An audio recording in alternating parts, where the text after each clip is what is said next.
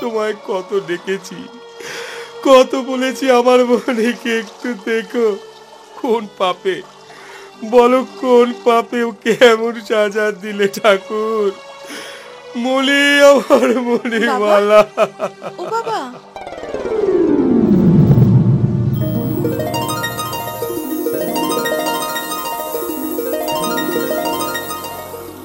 ও বাবা, কেঁদো না বাবা।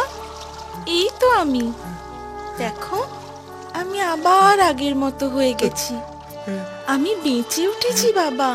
মনি, মনি আমার সত্যি সত্যি সত্যি ঈশ্বর মঙ্গলময়।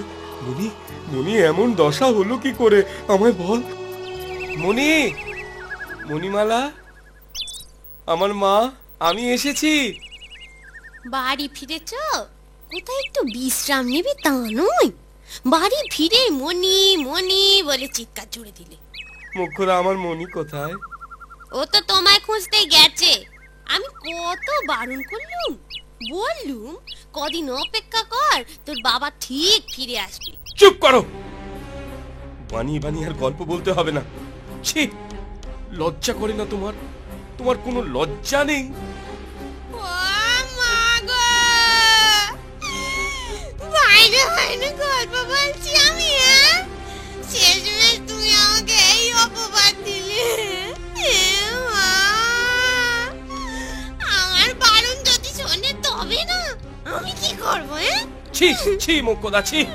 এতদিন সব মুখ বুজে সহ্য করেছি, কিন্তু আজ আর নয়, আজ আর নয়। এই বাড়ি ছেড়ে এখনই দূর হও তুমি, নয়তো রাজার কাছে নালিশ করে তোমায় আমি শুলে চড়াবো। থাক বাবা থাক, রাজাকে জানিও না। আমার জন্য কারো প্রাণ যাক তা আমি চাই না। কি তুই এলি কোত্থেকে? বাবা, একেবারে অবাক হচ্ছ, অবাক হচ্ছ তুমি। কেন?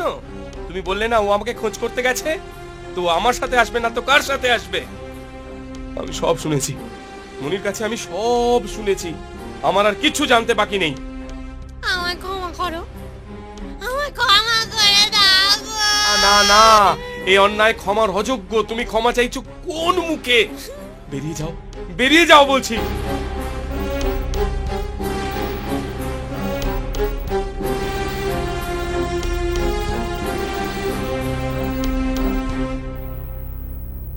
আমি আমি তাহলে আসি। তুমি যাচ্ছ কোথায় বাবা?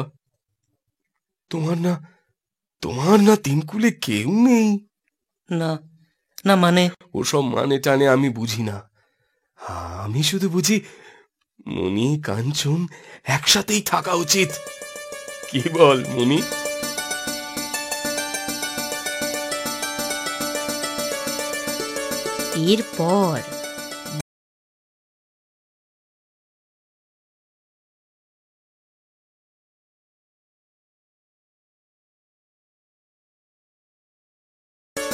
এরপর মণিমালার সঙ্গে ধুমধাম করে কাঞ্চনের বিয়ে হয়। মেয়ে জামাইকে নিয়ে বণিক নবগোপাল দাস সুখে শান্তিতে ঘর সংসার করতে থাকে।